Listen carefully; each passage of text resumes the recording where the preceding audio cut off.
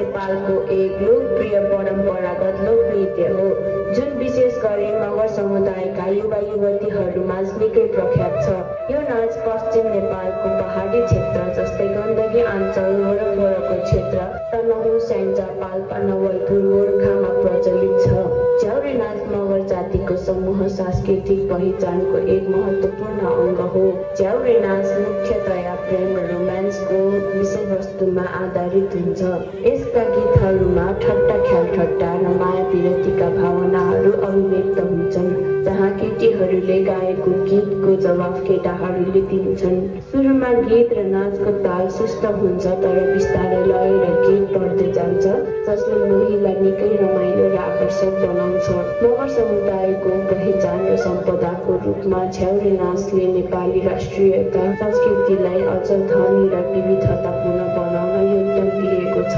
मगर समुदायको झ्याउरे नाच नेपालको एक अमूल्य सांस्कृतिक सम्पत्ति हो।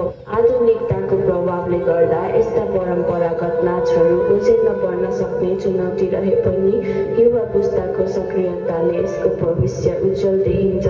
यहाँहरू सामु प्रस्तुत गर्दैछौँ हाम्रो झ्याउरे नाच।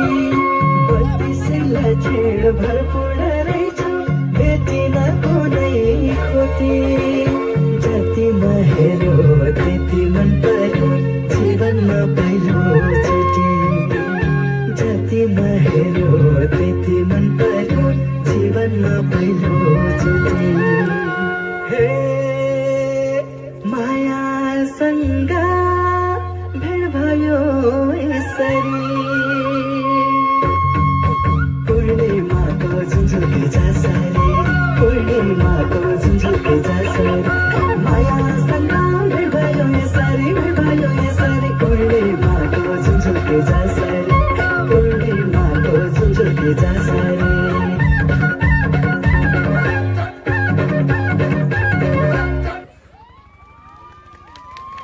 धेरै धेरै धन्यवाद। अब त यदि ताली बज्छन् सबैले हात माथि पारेर ताली बज्नुपर्छ। यतिको एनर्जेटिक